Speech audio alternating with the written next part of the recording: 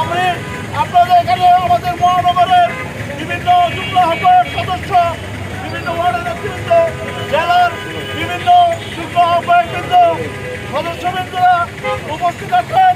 আমি একটি কথাই বলতে চাই, এই ব্রিগেডিয়ার সাবেক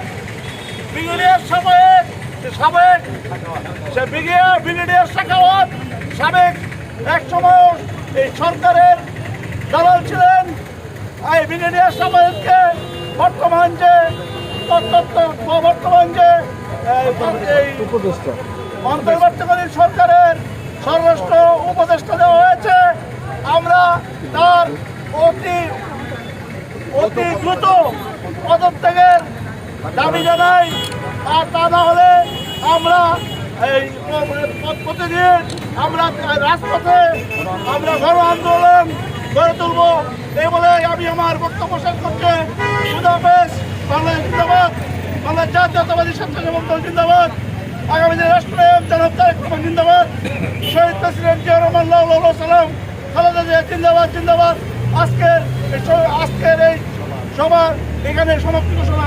খুদাহাফেজ।